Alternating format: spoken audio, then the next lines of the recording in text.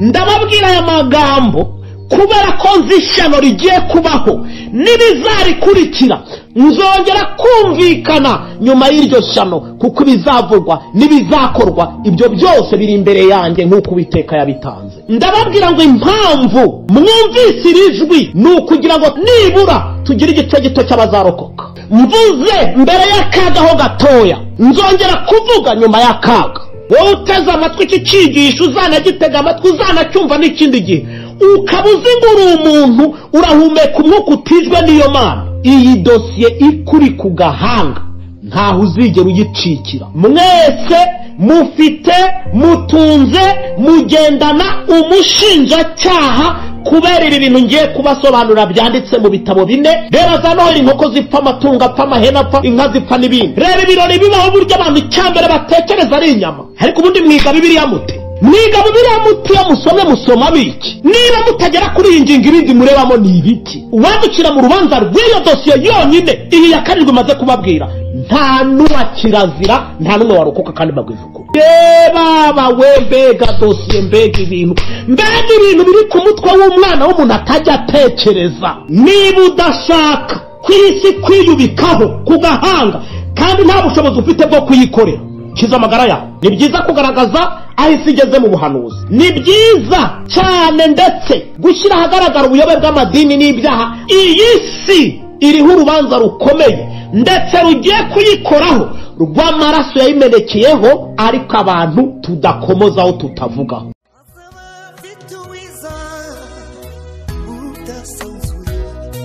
Azaba afite ingororano yo guhema buri wese, guhana n'imirimo yakoreye hano ku isi. Nawe nshuti yanjye aza kwambika ikamba. Ushimwe Mana, wowe uduha kubaho, isi n'ijuru n'abaririmo, twese tuguha icyubahiro kuko ugikwiriye. Gahore ku ngoma mubyeyi iteka. Ndagusaba nkwinginga kugira ngo uyoborere icyigisho kandi uhe abagiteze amatwi kumva neza umugambi w'icyo ushaka kutugezaho, mu izina rya Yesu Kristo umukiza wacu. Ndashima Imana koko yo iduha kubaho ku bushake bwayo, atari ku bushake bw'abana b'abantu. Reka tujye muri Bibiliya, muri Yohana igice cya 14 umurongo wa 9 n'uwa 10. Yohana igice cya 14 umurongo wa 9 n'uwa 10. Haranditswe ngo, Yesu aramubaza ati, nabanye namwe iminsi ingana ityo kandi ntiwari wamenya Filipo? Umbonye ababonye Data. Niki gitumye uvuga uti twereke Data wa twese? Ntiwizeye yuko ndi muri Data na Data akaba ari muri jye? Amagambo arakomeye cyane kugira ngo umuntu yumve neza icyo Yesu yifuza kugira ngo abwire intumwa ze. Zaramusabaga ngo twereke Data wa twese. Akavuga ati, ariko se n'igihe mbaniye namwe ntabwo mwari mwakamenya kumbonye abamubonye? Twigire mu Bafilipi aduhe kwinjira neza mu cyigisho cyacu cy'uyu munsi. Abafilipi igice cya 2 naho turahera ku murongo wa 9 tugeze ku wa 11. Nicyo cyatumye Imana imushyira hejuru. Mva kandi ni Imana ngo kandi Imana imushyira hejuru. Nicyo cyatumye Imana imushyira hejuru cyane, ikamuha izina risumba ayandi mazina yose, kugira ngo amavi yose apfukamwe mu izina rya Yesu, ari ay'ibyo mu ijuru cyangwa ay'ibyo mu isi cyangwa ay'ibyo munsi y'isi, kandi indimi zose zihamye ko Yesu Kristo ari Uwiteka, ngo Imana Data wa twese ihimbazwe. Mana ushimwe kuko ntacyo wigeze uhisha abantu. Ushimwe kuko uri kose wagushyize ahagaragara. Muri Yohana ho haratangira havuga ngo Jambo yahoranye n'Imana kandi Jambo yari Imana. Arongera kwivuga Jambo yahoranye n'Imana kandi Jambo yari Imana. Ndetse bakongera ngo ndetse no mu byaremwe nta na kimwe kitigeze kiremwa nawe. Mwitangira igice cya 1 umurongo wa 1 bakavuga ko Imana yaremye isi n'ijuru n'inyanja n'ibirimo byose. Aha tugaragariza ngo Yesu waje mu isi yaje ari Imana koko. Umurongo wa 5 wo muri Yohana igice cya 1 hakavuga ngo uwo mucuvira mu mwijima ariko igitangaje n'umusoma amagambo azababwira ngo uwo mwijima ntabwo urakamenya ko umucyo wavuye. Umwijima bavuga n'iki? Uwo mucyo bavuga ninde? Umucyo ni Yesu, umwijima ni abantu Imana yajemo bakaba batarashoboye gusobanukirwa nuko ari Imana ibagezemo. Mu mwaka wa 750 Yesu ataravuka, Yesu yahanuye ibye, avuga ibya Yesu, abwira abayuda ngo Imana niyo izabihera ikimenyetso, dore umwari azasama inda, iyo nda azayibyaramo umwana w'umuhungu, si umukobwa, kandi izina rye azaba yitwa Emmanuel. Mu gice cya 9 ho haravuga ngo ubutware buzaba buri ku bitugu bye, azitwa umujyanama, azitwa Uwiteka, azitwa Uhoraho, azitwa Imana ikomeye. Muri Matayo wasoma bagiye gusobanura rya zina ngo azitwa Emmanuel, bisobanurwa ngo Imana iri kumwe natwe. Uwo ni Yesu ngiye kubabwira mu kanya gatoya. Ageze mu isi iyi ngiyi dutuyemo, aje ari Imana nk'uko tubibonye, n'igihe yakoze n'igihe yimazemo cyose agaragara nk'umuntu, kandi ari Imana bavandimwe. Nta kiza na kimwe n'iki na kimwe yigeze abonera ku bana b'abantu. Bibaye ngombwa ko ngira icyo mvuga mbere y'akaga n'ishyano. Bibaye ngombwa ko ngira icyo mvuga mbere y'akaga n'ishyano, kugira ngo nibura uwumva inama zikubiye ahangaha azabashe kurokoka. Cyo mvuga neza muraza kucyumva mu busobanuro soza iki cyigisho. Reka nkomazeho gatoya muri make bikubiye muri Matayo, Mariko, Luka na Yohana. 99 n'ibice 9% ry'abitwa ngo barabwiriza, baravuga iby'Imana, barasobanura ubutumwa bwiza, ni gake berurira abantu ku by'ibingiye kubabwira. Kandi ibi bintu nibiterwa ngo babwirwa abantu, ibyo muzakora byose, ibyo muzigisha byose, aho muzerekeza hose, ndabarahiye bazabahambira, bazabashumika, bazabatemagura, bazabarya nk'urya imitsima. Mubwiriza uterura iki kintu ngo kivuge iki ngiye gukomozaho, ngo ucerure abantu kibabwire, amaherezo yawe ntabwo azasoza neza. Ni byiza kugaragaza aho isi igeze mu buhanuzi rwose, n'ababikora Imana ibaha umugisha. Ni byiza cyane ndetse gushyira ahagaragara ubuyobe bw'amadini n'ibyaha abayayobora b'amabandi n'ingegera bakora. Barya imitsi y'abantu bababeshya ngo ibyo batuye babituye Imana, kandi ari ingegera n'amabandi gusa yuzuye amadini ashaka icyubahiro cyatigeze ashaka icyubahiro cy'Imana. Kuvuga ibi ni byiza cyane pe, ababwiriza mu bikora Imana ibaha umugisha kandi bongera imbaraga. Ariko noneho babwiriza ibi ni mu bikora, ibi ni mu byerura, ni mu bishyira ahagaragara, ngiye kubasaba ngo n'iki cy'ingenzi ntimuzigere mukibagirwa. Ntimuzigere mukibagirwa mu byo mubwira abantu, ntimuzigere mukibagirwa. Iyi si iriho urubanza rukomeye ndetse rugiye kuyikoraho rw'amaraso yayimenekeyeho, ariko abantu tudakomozaho, tutavugaho. Ku rwanjye ruhande reka zigenze nkarabe, reka genze nkarabe, ndababwira aya magambo kubera ko nzi ishyano rigiye kubaho n'ibizarikurikira. Nzongera kumvikana nyuma y'iryo shyano, nzongera kumvikana nyuma y'iryo shyano, kuko ibizavugwa n'ibizakorwa ibyo byose biri imbere yanjye nk'uko Uwiteka yabitanze. Iki ni igisebo kibi kumva ngo Imana yaje mu isi yitwa n'abantu. Ni igisebo kibi ku kintu cyitwa icyaremwe muntu kumva ngo Imana yaje mu isi yitwa n'abana b'abantu. Kuva uri umuntu rero, wowe uteze amatwi iki cyigisho, uzanagitega amatwi, uzanacyumva n'ikindi gihe, ukaba uzi ngo uri umuntu urahumeka umwuka utijwe n'iyo Mana, iyi dosiye ikuri ku gahanga ntaho uzigera uyicikira. Abafite Bibiliya bose ndashaka kubahamiriza iki, haba abayifite mu bitabo cyangwa se muri za smartphones, mwese mufite, mutunze, mugendana umushinjacyaha kubera ibi bintu ngiye kubasobanurira byanditse mu bitabo 4: Matayo, Mariko, Luka na Yohana. Biroroshye cyane kuko turagendagenda muri iyi si, kandi turagendagenda dufite dosiye igaragaza ko ibiganza byacu byuzuye amaraso, turabicanyi kabuhariwe. Kuko usibye n'ikindi twavuga, twahitanye Imana y'inzirakarengane. Hega iyo mvuze ngo abantu buzi ibiganza byacu byuzuye amaraso, mujya mubyumva neza. Muzarebe n'ibirori bibera hano ku isi. Ibirori bibera hano ku isi ni ibihese iyo batariyemo inyama bumva banezerewe. Uzakoresha ibirori se ntushyiremo inyama maze uzarebe ko abantu bishima. Nyine icyo ni ikimenyetso simusiga kigaragaza ko turi inkora amaraso. Reba za Noheli inkoko zipfa, amatungo apfa, amahene apfa, inka zipfa n'ibindi. Reba ibirori bibaho buryo abantu icyambere batekereza ari inyama. Niba ushaka kureba agaciro k'icyo bita amaraso n'uburyo uwayamennye ahanwa agashyirwa muri za gereza, ugende wegere gereza iri hafi yawe, maze nurangiza uganire n'abantu bahanwe kubera icyaha cyo kwicana cyangwa se icyaha cy'ubwicanyi. Umbwire noneho ngo ibyo wakoze cyangwa se ibyakorewe Imana nabyo Imana izabireka bigende inaperisi cyangwa se ibyihorere. Reka zo ninjira mu cyigisho cyacu, dusesengure ubugome bw'umuntu mu rugendo rwa Yesu hano ku isi dutuye.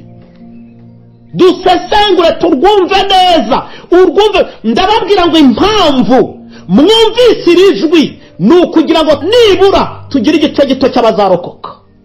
Igice gito cy'abazarokoka. Hari aho mushobora kuba mutumva iki kintu, akaga karagose, abantu bagiye gupfa nk'uko isazi zipfa, intumbi zigiye kwarara ku misozi, ntawe uzakingura undi. Ishyano riraguye. N'iki kintu ngiye kubabwira nicyo cyonyine gishobora kukorohereza nibura ukazarokoka, tukazakorana nyuma. Ubugome bw'umuntu byonyine kumva ngo Imana yaje hano mu isi, yaje imeze ite? Twatumye Imana yambara umubiri w'igisuzuguriro, umubiri ukenera kurya, umubiri usonza, umubiri ubabara, umubiri unanirwa, ukenera kuruhuka, umubiri urira. Abafilipi igice cya 2:7, Luka igice cya 2, Matayo igice cya 18:24. Ni ukuvuga ngo twatumye Imana yambara umubiri. Iyo ni dosiye ya mbere byonyine, kwambara umubiri kw'Imana. Imana ipfukamirwa n'abamarayika.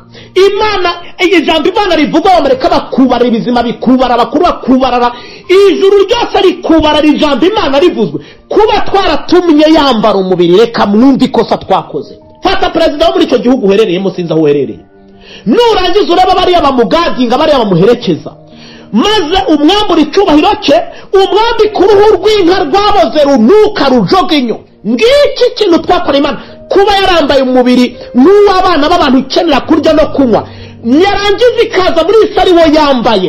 Icyo twakoze ni nk'icyo wakora perezida, ukamwambura icyo cyubahiro, ukamwambika uruhu rw'inka rwaboze rujoga inyo runuka. Ese ukoze icyo kintu wahanirwa he?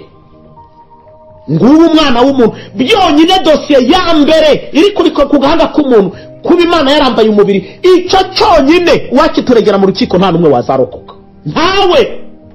Ntawe urabona ngo urasoma ibyo utumva. Daniel wabwiye ngo ubundi mu byo wasomye soma biki. Urasoma Matayo, Mariko, Luka na Yohana, ukabona Imana yambaye umubiri, ukabifata feke, ukumva ko byonyine atari ikibazo ku mwana w'umuntu. Iyo ni dosiye ya mbere. Reka njye ku ya kabiri. Ntimaze kwambara umubiri kuko yaje ari nk'umuntu, igihe cyo kuvuka kwayo cyari kigeze.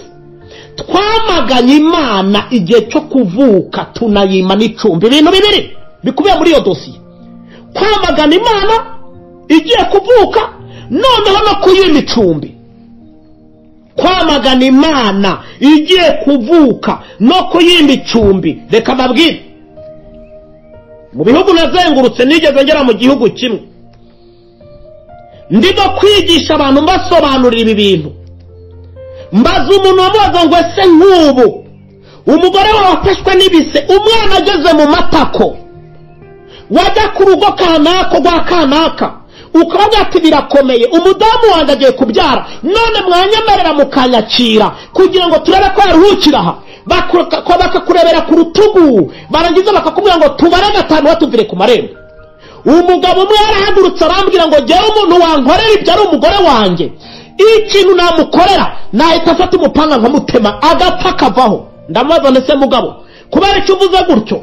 Arambwira ngo uwo muntu wamumkoreye ibyo yaba ashaka ko umugore wanjye apfa n'umwana bakagendana, afazara kugira ngo mbone intumbe ebyiri nabona imwe. Ndavuga nuri umuntu w'umugabo uvuze ukuri. Ikintu twakoze cyo kugira ngo Imana yamaganwe igiye kuvukira muri iyi si, yamaganwe ayigeze hose, yamaganwa noneho nirangiza mu kuvuka tukayima icumbi. Iyi dosiye bavandimwe, muntu uzatega amatwi iki cyigisho, iyi dosiye ntacyo uzakora kugira ngo uyihanagure. Iki ni igisabo kiri kuri twebwe, ni dosiye watujyana mu rubanza uyu mwanya twese twakatirwa urwo gupfa, kwamagana Imana noneho tukarenzaho no kuyima icumbi. Kamabwire niba Yesu adasobanuwe, nzaba ndeba abavuga ngo bazajya kubana nawe aho bazanyura. Biroroshye kuvuga ubuyobe bw'amadini, biroroshye kuvuga ubuyobe bw'abantu ngo n'abantu bayobye. Numvise hari n'abanyikoreye, mugerageze. Ndaje vuba, ndaje. Ayo majwi yanyu azaceceka. Banyigishije Bibiliya se? Jye nahuye n'Imana, wowe wahuriyeho nayo? Nahuye n'Imana, wowe wahuriyehe nayo? Niyo yantumye, wowe yagutumye ryari? Wahuriyehe nayo utanayizi? Irambwira ngo jya kuvuga uzavuga ibi, wowe uravuga ibyo watumwe n'Imana. Ndimo kugaragaza iyo Mana igeze mu isi akaga yahuye nako, kw'imicumbi, kwamaganwa, gutereranwa, amadosiye ari ku gahanga k'abana b'abantu. Ibyo twakoreye Imana ngo ubwo ni ubuyobe. Uzayoba undeke. Imana, umva dosiye ya 3. Imana yavukiye ahantu habi. Luka igice cya 2:12 mu gisogorore. Tugize kuyambika umubiri icyaha kitwicisha, tugize kuyamagana kuyima icumbi ikindi cyaha kitwicisha. Icya 3, Imana yavukiye ahantu habi mu gisogorore. Abana b'impinja mu kintu cya mbere babarinda icyo bita dioxide de carbone. Avukira mu kiraro cy'inka ahari icyuka cy'amase kinuka bita dioxide de carbone, iri toxique, yica abana b'impinja. Dushatse kwitira mu matako ya nyina, imaze no kuvuga dushaka kwivukira. Umva, ubugombe bwacu nibyo twakoze. Mutajya muvuga mudashyira agaragara ngo mubwire abantu. Mwababwiriza mwe nimushaka muceceke, turaje dukora umurimo wa nyuma kandi mugiye kutubona. Muri imbyitiri tuza twambaye, muzakwirwa he? Twaje vuba, mudutegereze. Turaje twagize igihe cyo kwicara no gusesengura. Imana idukijije akaga n'umupanga n'inkota barendaga kutwica. Yaduhaye ijambo, amahanga hirya no hino arimo kumva iby'Imana kandi arashima Imana kubera icyo. Turakase, turagarutse, mwitegure. Turaje. Murajya he ko tuje twambaye? Murajya he? Uwo tuzasanga kiri muzima, uwo tuzakorana.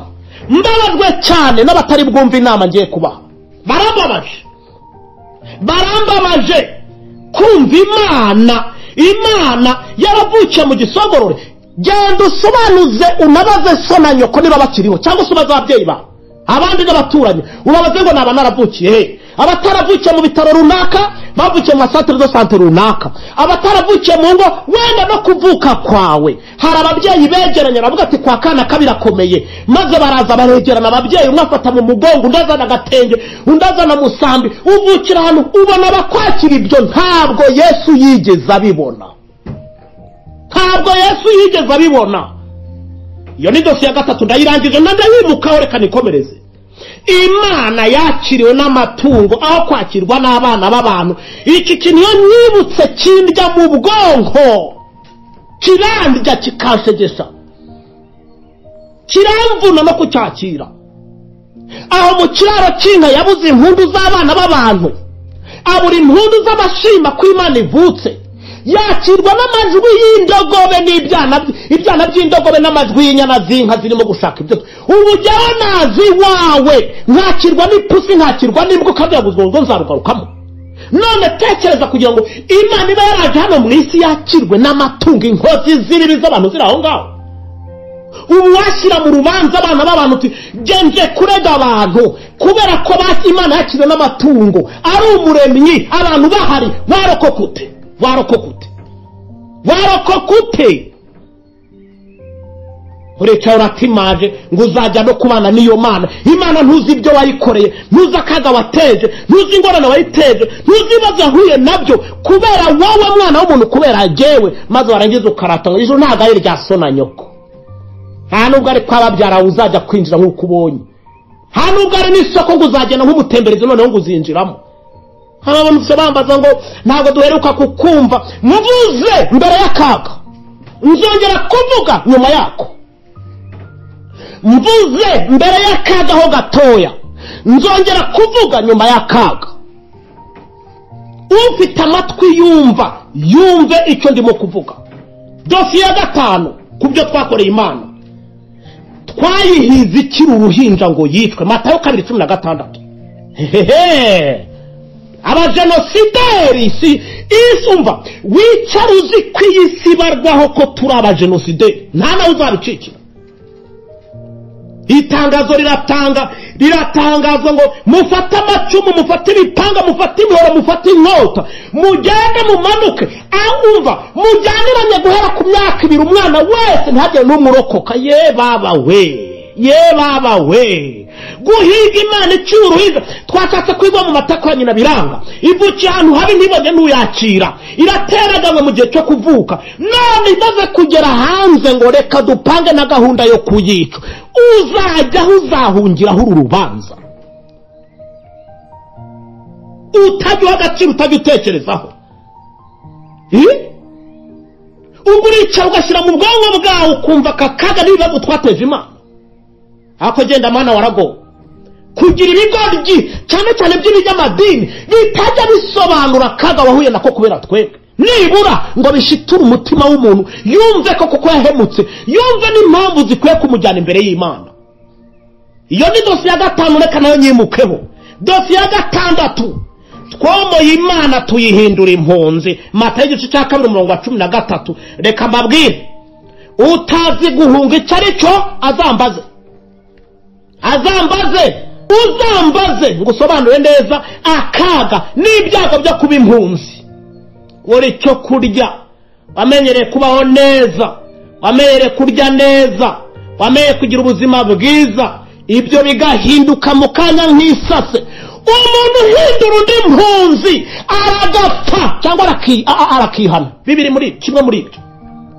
Umuntu uhindura indi mpunzi, umuntu ufata umuntu akamuhindura impunzi aragapfa cyangwa arakihana. Kimwe muri ibyo bintu bibiri. Impunzi zirabonabona. Gize umwanya wo gusobanukirwa noneho neza n'imibereho y'impunzi. Impunzi irabura icyo kurya, ikagugu n'igitaka kugira ngo rebe ko yarara yakwirirwa. Karisha ibyatsi yari umuntu wihaye, kwicwa n'inzara umubyeyi, amabere akaba amasogisi, umwana agakura akabura icyo konka, agataka karira na nyina kubera kubura icyo gukora, nawe agaturika karira. Umuntu uhindura indi mpunzi aragapfa cyangwa se arakihana. Imana twayihinduye impunzi ku isi y'ubwayo yiremeye. Noneho washatse kukwica se n'icyo atagukore. Umuntu ashatse kwica Imana ikiri uruhinja, abuze uko ayihinduye impunzi. Nimvuga umuntu jya uhita ureba, nturebe undi, ufata izina ryawe aba ari ryo uhita ushyiramo. Kuri buri dosiye yose ngo iyi nyifiteho uruhare. Zimaze kuba zingahe? Ntabwo zimaze kuba 6. Nibyo twakoreye Imana. Ariko ubundi mwiga Bibiliya mute? Mwiga Bibiliya mute yo musoma biki? Niba mutagera kuri iyi ngingo ibindi murebamo ni ibiki? Ko nta nicyo binavuze, nta nicyo binamaze. Dosiye ya 7 reka nihute. Twareshije Imana umwanda. Matayo 26:11, Yohana 13:21, Luka 27:7. Reka mbabwire, iyo ubona Imana yitega amatwi neza, iyo ubona Imana yaremye isi n'ijuru n'inyanja n'ibirimo byose yicara ikarya ibiryo byacu twebwe hano by'abantu byangijwe n'icyaha, ibyo ari agaciro koroshye. Wenda fata perezida wa repubulika y'igihugu uherereyemo akubwira ngo ndaza kugusura nzabanye n'abaminisitiri 5, urahire kutahita wimuka bitewe n'uko uba urimo gutekereza ngo se ndamugaburira iki, ubu isahane yanjye yayiriraho, igitanda cyanjye yakiryama, ibiryo nteka koko yabasha kubirya. Kuba Imana n'icyubahiro cyayo yaraje hano mu isi ikarya umwanda kubera twe, uyu mwanda w'ibiryo byacu turya. Ni umva, ni reka bibagereranirize. Ni nk'uko wafata umuntu ureba ijunja ryawe, reba uko uhagaze kugira ngo wumvishe umwanda twarishije Imana. Ni nk'uwagufata akakujyana kuri toilette akaguha ikiyiko, ibiba muri toilette urabizi, akakubwira ngo jya udahurye. Imana kuba yarariye ibiryo byacu ni nk'uwafata umuntu nawe akamuha ikiyiko ngo jya kuri toilette utangire urye. Twarishije Imana umwanda, uwadushyira mu rukiko, uwadushyira mu rubanza rw'iyo dosiye yonyine iyi ya karindwi maze kubabwira, nta n'uwa kirazira, nta n'umwe warokoka kandi bagwije ukuri. Mbarahiye Imana ishobora byose ko nta muntu uwabasha kugira ubwo bushobozi agashyira abaturage dutuye ku isi mu rukiko ngo byonyine dufite dosiye ivuga ngo uyu muntu yarishije Imana umwanda, yarishije Imana umwanda, Imana yariye umwanda kubera we, nta n'uwa kirazira warokoka. Ndagiye kuri dosiye ya 8, Yohana igice cya 9:24. Yesu akora ibitangaza, Yesu yigisha, Yesu akiza abantu, Yesu akizamye ku isabato. Murebe inama zakozwe ngo uyu muntu ni umunyabyaha, ngo atari umunyabyaha naba yakoze gutyo. Mu yandi magambo nuko ngo twatutse Imana. Abanyabyaha ko ari twe kuko Imana niyo munyabyaha, abagomba ko ari twebwe Imana niyo munyabyaha. Iyi dosiye ya 8 kumva ngo Imana yatukiwe hano mu isi, uwaza kugituragesha byanyine mureba abaperezida bamwe bigize Imana kuri iyi si bigira n'ibihangange.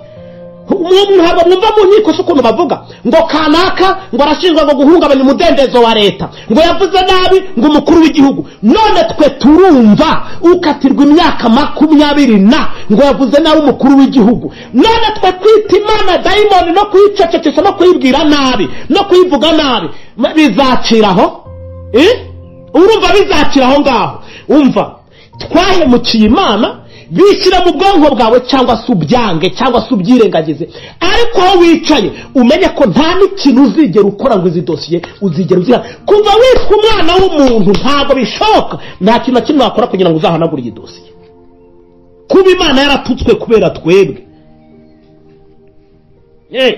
Dosiye ya 9, dosiye ya 9 twacecekesheje umuremyi wacu. Luka 4:28. Aravuga mu rusengero, aravuga abantu barishima, arangije aravuga amagambo akomeye, aravuga ati ibyanditswe bisohoye mu matwi yanyu uyu munsi.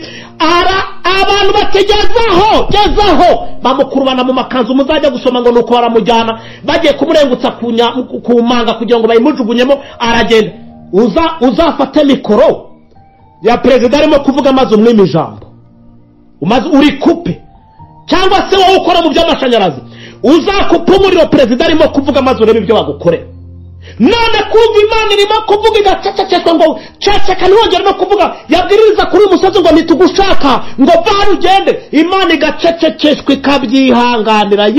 Baba we, mbega dosiye, mbega ibintu biri ku mutwe w'umwana w'umuntu atajya atekereza,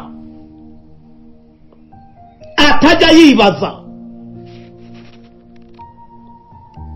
Dosiye ya 10, dosiye ya 10, hari ikintu mureba mukacita fake, mukabona ni ikintu cyoroshye, ariko nacyo gibabaje giteye agahinda. Buriya kubatizwa kwa Yesu, nkabona na Yohana yarabikwepye,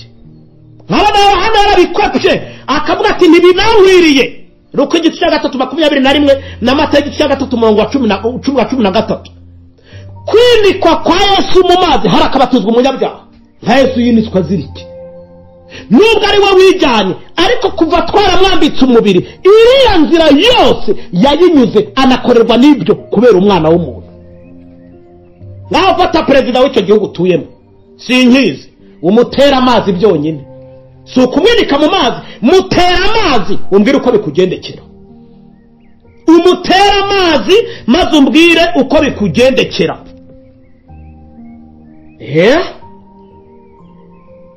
Kuba Yesu yarabatijwe nabyo ubwabyo tuzi neza ko abatizwa nabyo ubwabyo uwabituregera mu rukiko ntitwarokoka, uwabituregera ntidushobora kurokoka. Dosiye ya 11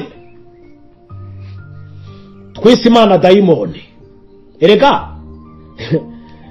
Yohana igice cya 7 umurongo wa 20 genda uhasomure.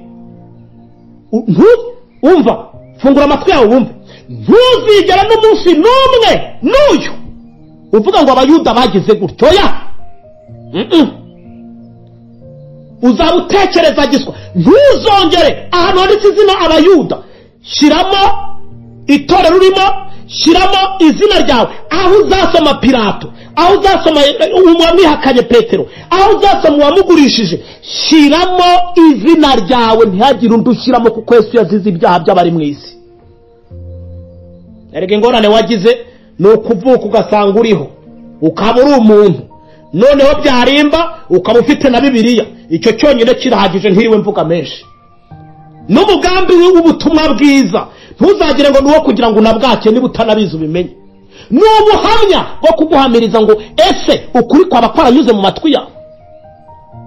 Fungura amatwi ubwumve, fungura amatwi ubwumve. Iki ni cyo bita ubutumwa bwiza. Ubutumwa bugaragaza umuntu n'ubuhenebere n'akaga ke, bukagaragaza n'Imana nk'inzira akarenga. Nubwo ibyo twakora Imana urabyumva. Ikiza umuntu ngo bishoboka ko yakiza umuntu gute ngo yakurukana amadayimoni atari shefu w'amadayimoni? Ikagitutsi cyonyine kwita Imana dayimoni, urumva wakiroko kuba kujyana mu rukiko. Ubu wanjyana mu rukiko ngo Imana yiswe dayimoni kubera ngo Imana yatutswe ikirwaho kuba ari reka ho mave, reka ho mave. Noneho ibi dosiye mbikurikiranye niriwe n'anabara narengeze kwa 11 icyaha kirengeje byose, noneho cy'ubwicanyi kabuhariwe cyakorewe Imana. Nzira umuremyi yanyuzemo y'amaraso. Yesaya 53 umurongo guhera ku murongo wa 5, Matayo 26, 27, 28, Luka 22, 23, 24. Ugende wicare neza utuje wivanyemo amadayimoni akwahagiza atuma utekereza ukundi ukiga nabi ntiwumve, maze wicare undebere muri ibyo bika muri Yesaya, muri Matayo no muri Luka, urebe inzira y'amaraso n'ubwicanyi umuntu yakoreye Imana. Imana ibibazo yahuye nabyo kubera umuntu. Umva, mbere yuko mbibumbura ibi bintu bigiye bikurikiranye, reka mabwire ko twayigambaniye mu nzego zose zitwaga ko zagombaga kurengera iyo Mana, tuyimerera nabi. Ariko ntabwo wari wasoma ngo usome muri Isirayeli, banza ugenda urebe neza Bibiliya, ubona uburyo yari ahantu yakoreye umurimo, yigishije, yakoreye ibitangaza, yagaburiye abantu, yahagije, yagejeje abapfuye, yagenze ate? Uburyo rubanda rwose nta numwe yigeze avuga ngo uyu muntu ararengana, bose nta numwe uvuyemo. Amajwi yabo yatagaje ngo nabambwe, kugeza n'ubwo ngo niba mugira ngo turababeshya, ahubwo amaraso yazatubarwaho twebwe n'abana bacu. N'urukurikirana uko ruzakurikirana natwe turiho, n'abazadukurikira n'abo tubyaye, ayo maraso abariho, aturiho. Iyo ubona rubanda rwose ruvuga ngo nabambwe, buriya nta bantu bari banyuze inyuma bakajya gusansibiliza kugira ngo abantu bose bavuge rumwe. Bishoboka bite ko abantu rubanda boroheje, abakomeye, b'imbata, b'umudendeza, abakira, abakene, kuva ku hasi kugera ku hejuru, bose nta n'umwe uvuyemo, bahuriza ku ngingo imwe, ntihagire n'umuvuguruza. Nta bugambanyi burimo. Ubwo twanzuye ko abantu nibura bagomba kuvuga ati jye yangirije umurwayi, jye yangiriye neza. Kuba Yesu yarabuze ijwi muri rubanda ryamurengera, ryavuga ko uyu muntu arengana, byanga byakunda uko byamera kose, twarayigambaniye mu nzego zose zagombaga kuyirenganura. Ntaho uzabicikira, ntibishoboka. Ubwa kabiri muri rubanda twayigambaniyemo. Tujya mu rwego rw'idini. None rwego rw'idini muri ku rukiko rwa Sanedra rw'inkozi z'ibibi, erega ruricara rushaka ibirego rurabibura, rurangije rufata abantu benshi, niko Bibiliya ivuga. Rumaze kubafata ngo habonekamo 2 bonyine, baravuga ngo jye namwumvise avuga ngo yasenya urusengero mu minsi 3 akarwubaka. Uranyumvira? Koko umuntu azahanwa ahanwe na intention. Kuba umuntu avuze atyo ntabikoze akwiye guhanwa, koko akwiye kwitwa gukatirwa gupfa. Icya kabiri ngo yavuze ngo ni umwami w'Abayuda, abaye wese agiye kwima ingoma. Ibirego bidafashije by'amafuti, nta n'umwanya wo kwiyegura, nta ngingo y'amategeko yigeze ikurikizwa, nta n'ubwo habuze ko atsinzwe kubera iki n'iki, umwanzuro urafatwa urukiko ngo uratsinzwe ukaturwa gupfa. Nta bugambanyi bwabayeho ngaho kugeza ubwo abacamanza bose bumvikanye ku kintu kimwe, bigaragara ngo umuntu ni ibirego by'ibifitirano bije neza umuntu akaturwa gupfa, kandi ari ibirego byafitiriwe byashyizweho.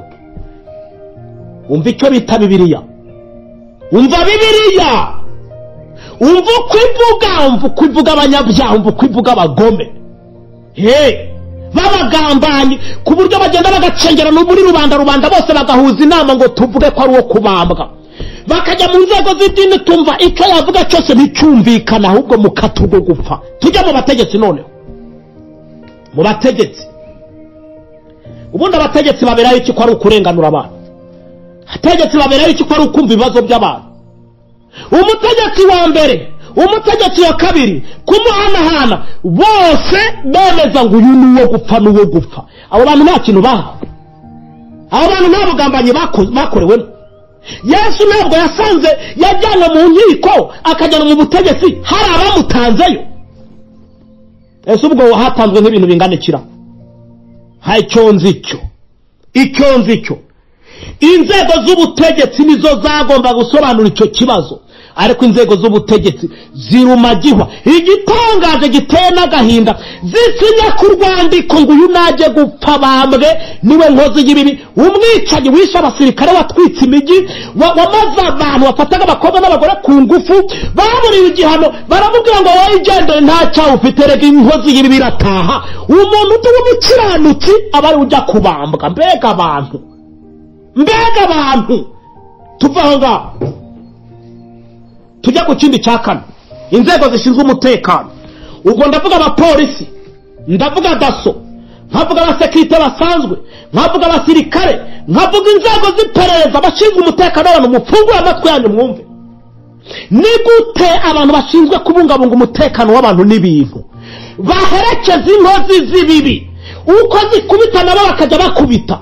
Ubwo nta kintu cyari cyatanzwe mu nzego za gisirikare gituma nazo zirengagiza inshingano yazo.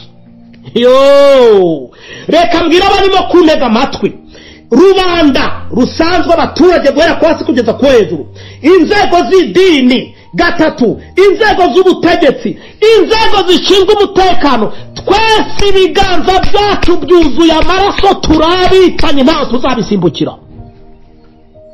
Ntaho turabitanye, uzabikwepera nzabikwepera he? Inzego zose z'ubuzima bw'abantu zamennye amaraso y'inzirakarengane ya Yesu. Yesaya 53:7 aravuga ngo iki? Ngo yararenganye. Umva iryo jambo nyine, yararenganye. Kuva yararenganye rero itegure. Kuva yararenganye itegure. Kandi ibindi byirukemo muri makeya, asigaye nsoze mbihera inama, ujya uzajya nuzishyire mu bikorwa cyangwa se uzabyapa. Bwicanye twakoreye Imana, umva twayamukiye Imana, ntabwo wabishyira ku munzani ngo ubashe kubona uburemere bwabyo. Twihakanye Imana, biriya byakozwe na Petero avuga ati simuzi, nta naho namubonye, sinanamuzi uyu muntu. Ni icyaha kigaruka ku mutwe wacu, Vana kuri Petero, shyiramo izina ryawe, akandi kagingo twagira. Tekereza kugira ngo Imana ijye kugurwa, igurwa ibice by'ifeza 50. Ako kanakumiro, kubona Imana yaragurishijwe nk'ihene, igurishwa nk'itungo, none ijya kugurishwa, igurishwa yateshejwe agaciro ku buryo igurwa ibice by'ifeza 30. Fata amafaranga 30 yo mu gihugu utuyemo, agura iki? amafaranga ubu ahantu hose umuntu ahereye narebe ko hari amafaranga Yesu atumva Yesu ateshwa agaciro kugeza ubwo agurwa amafaranga adabasha no kugura umuneke. Yesu ateshwa agaciro kugeza ubwo aguzwa amafaranga agura bombo. Mana we utwumva n'abazumva iki cyigisho ndagusabye ngo uzaho umuntu wari we wese guca bugufi yumva iki kintu. Kuba waragurishijwe nk'itungo ukagurishwa hateshejwe agaciro ku buryo ugurishwa ibice by'ifeza 30.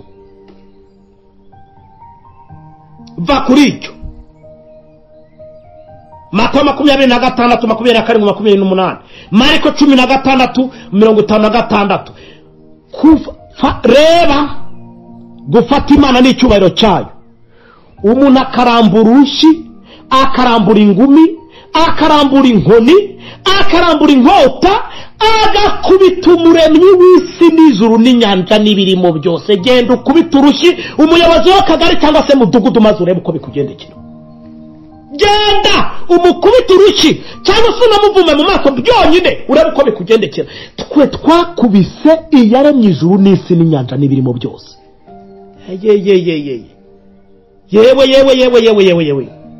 Yewe. Tuve ku gukubita Imana.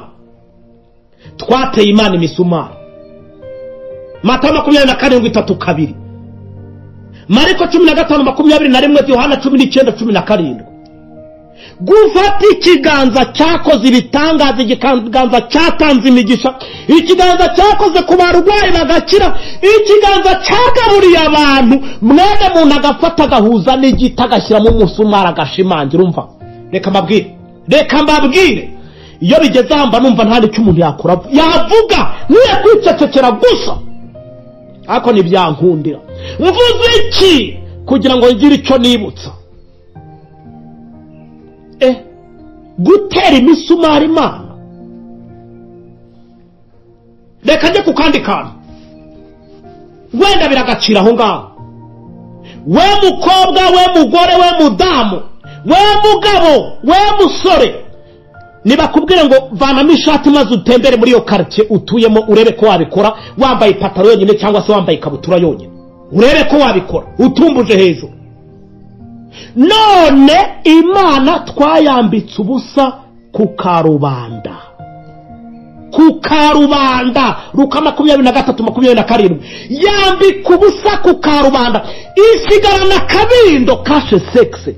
Umva, ubu uwabyutse urwo rubanza warokokute narokokane koko, warokokute narokokane. None ava kuri icyo yambitswe ubusa. Ikindi gufata Imana umwana w'umuntu agahangara akayitunatuna akayibohera amaboko imugongo. Imana yaraboshywe kubera tw'abantu. Imana yarashwe n'umuntu. Imana waboshye Imana wayishyize ku kandoyi. Umva Mana, nta kindi dukwiriye usibye imbabazi zawe gusa, ntacyo. Nibura ntazi bw'amaturo mwirirwa mujya guhaziriya ngegerana bira bisambo se nari amabande. Nuwehe muri mose wakora mwiza wahanaguriye dosiye nubuhe wumbwire. Niye mwitwarire wagira n'iki wakora kugira ngo nibura usibanganye kimwe muri ibi bintu? Ntacyo gusa. Inama ngiye gutanga ku musozo w'iki cyigisho, umbabarire uzumve aharaho zazakurokora kaga ugiye guhura nako. Aharaho zazakurengera nabwo zishobora kutakurengera Imana ikemera kugenda kandi n'inama warazikurikije ntawamenya. Unatekereza kubaho Imana? Tujya ku kindi urakabaho gusa kuma umwanya wo gusuzugura no kuyereka ko itaye agaciro. Umwami yambara ikamba rya cyame, yambara ikamba ry'izahabu, atamirizwa ikamba ry'amahwa turarishimangira, riragenda racengera ryinjira mu nyama zo mu mutwe w'Imana. Ubwo icyo kintu twakoze mwabavandimwe banteze amatwi, murumva ari ikintu koko umwana w'umuntu akwiye no kuvuga. ubu ko n'ururimi byonyine no kuba ndimo kuvuga iyi nkuru y'ibyo twakoze nacyo ubwacyo ni ikindi cyaha kigeretse ku bindi. Ubu ni ishyano nkoze, ni ishyano nongereye amakosa ku yandi, mwanditswe noneho n'utarabizi. Umva, reka nzegere ku musozo, ngiye kubabwira ikintu cyishe Yesu ari ku musaraba. Nutakizi n'umuntu ari ubwa mbere acyumvise acyumve, kugira ngo abone uburyo bwo gutega amatwi inama neza, azumve neza. Ntabwo Yesu yigeze yitwa n'inkoni yakubiswe guhera saa 9 kugeza saa 9 z'undi munsi. Oya, saa 9 z'ijoro kuzageza izindi saa 9 z'amanywa ntabwo arizo zamwishe. Yesu ntabwo yigeze yicwa n'umubare w'inguma n'ibisebe yari afite byari byuzuye umubiri we wose kuva ku mutwe kugera ku birenge. Wapi! Ntabwo Yesu yigeze yicwa n'imisumari yashimangiwe aterwa ku biti byo ku musaraba. Oya, ntabwo kandi Yesu yigeze yicwa n'icumu yacumiswe maze muri urwo rubavu rikahuranyama ibihaha agasigarana kuka gake cyane yari asigaranye yenda kuvamo umwuka, ngo ntabwo ari rya cumu ryamwishe. Reka nze ngere ku musozo mbabwire icyamwishe noneho nindangiza mbaha inama, nze kongera kuzisubiramo mbabwiye icyigisho nyamukuru igitumye mvuga aya magambo mwari mumaze igihe imyaka mutanyumva. Yesu yitegereje abantu bamuri imbere, abareba mu ipica y'abatangiye, abareba mu ipica y'abazasoza twebwe turi muri iki gihe, areba uburyo nta muntu n'uyu n'umwe uzigera uha agaciro n'uburemere bw'amaraso amenekeye kuri ubu butaka. Areba uburyo ahubwo kugira ngo hagire umuntu utekereza ku byayo, buri muntu wese arimo kuvuga ngo wakijije abandi kize, Immanuel ntitwabona gukora ibitangaza. Nuko umutima we wuzura agahinda karagenda karamwuzura, umutima wa Yesu urabyimba kuzageza igihe waturitsemo kabiri. Umwana w'umuntu aba yisha Imana, Yesu aba arapfuye, abazize ibyaha atakoze. Ngiki kishe Yesu. Yesu yahitanwe n'agahinda k'ibyo umwana w'umuntu amukoreye. Numvise abigize ba rupinzi bapinga inama. Ese ubundi ko bakubwira ngo jya imbere y'Imana yibaza ibyaha wakoze uyisaba ibiguhishura ukabyanga, uribye ngo hari uzabigukorera? Bamwe ngo ibyo bintu ntibibaho, abandi ngo iyo nzira ni ubuyobe. Kangorane nujya guhanwa, nzi ko uzabishyirirwa ku murongo, noneho udafite n'uburenganzira bwo kubisabira imbabazi kugira ngo bibabarirwe. Byita ubuyobe usakuze ujya ku mbuga nkoranyambaga udusebya ababwiriza babyigisha mu itorero uyobora uca arabivuga ugenza utariko ntibibujije ukuri kubukuri. Ntabwo bibujije ukuri kubukuri. Yesu arashaka ngo buri muntu wese amujya imbere atuje, dore ko ibidayimoni byahagize abantu ari byinshi. Atuje amusabe, amuhishurire, amwibutse ibyaha bye byose yakoze kugira ngo abone ahahera nawe amuha imbabazi. Umva neza, ndashaka kubabwira ngo ukora iki aherereye ahavuga ururimi numva nawe yumva, aherereye akabazi ko yumva ururimi ndimo gukoresha, ni nawe bireba cyane mbere y'abandi ko akwiriye kwegera Imana. N'uwaba warayinyuze kera yongera asubiremo avugurura amasezerano ngiranye n'iyo Mana, ayisabe. Ni umubyeyi, imwibutse ibyaha bye byose yakoze, ayamanika ayisabe imbabazi, nibura bimurengere mu kaga kagiye guhukuza. Karero nabwire ikintu, kuva kera kugeza kuri uyu munota kugeza none abahanuzi nta gihe batabayeho, na n'uyu munsi abahanuzi barahari. Fungura amatwi bumva aho ngiye gusoreza. Nyuma y'urupfu rwa Goliyati n'ingabo ze zari zarigize abahanga n'abatinywa mu karere k'iburasirazuba bwo hagati, igihugu cyose cyarishimye kuko ubutabazi n'ahandi bwari bukomotse usibye ku Mana. Abisirayeli bavuza impundu. Urumva icyo mvuze aha? Uracyumva? Yesaya, Yeremiya, Ezekiyeli bahanuriye Babuloni kw'ibyaha byanyu biteye agahinda kandi biteye iseseme. Ubwami bwabo bugiye kuvaho bugahabwa Abamedi n'Abaperesi, barangije bavunira ibiti mu matwi. Berushazari w'igicucu bamubwira ko igihugu cyose kimaze kugotwa n'abakirwanya. Mwijwi ryuzuye ubwirasi n'agasuzuguro ngo bazanyura mu zihe nzira yitwaje ibikuta by'umutamenwa. Iyi mvuga murayumva? Yitwaje umutamenwa, ibikuta by'umutamenwa ngo n'amazi ye, ngo n'ingabo ngo zisanzwe zizi kurwana, ngo zarwanye no hirya no hino zigatsinda ku isi. Tariki 13 z'ukwezi kwa 1539 muri uwo mugoroba Berushaza yaciwe igihanga. Agatsiko k'abicanyi b'abagome bakoranaga nawe bari barogogoje isi bayisahura, batifuza ko Imana yakwererezwa, ahubwo bashaka kugira ngo isi yose bapfukamire bayumvire. Mu kanya gato nk'ako guhumbya ingabo za General Dariyo zabaguye gitumo, abatarishwe bagiye gereza. Imitungo basahuye hirya no hino ku isi nibyo bibya rubanda, nta n'umwana wabo wayiriyeho. Noneho mwumvere ubuhanuzi. Igihe Gideyoni umucunguzi w'Abisirayeli yagotaga ingabo z'Abamidiyani, abari bagiye gushira no gushirira ku icumu, bari basigaye barimo aho ngaho. Bamwe muri bo mu bari bagoswe batangiye kurota no kwerekwa akaga kagiye kubagwira. Baravuga ngo inkota ya Gideyoni yaje. Umva ntawe uzasigara n'umwe atabyinnye.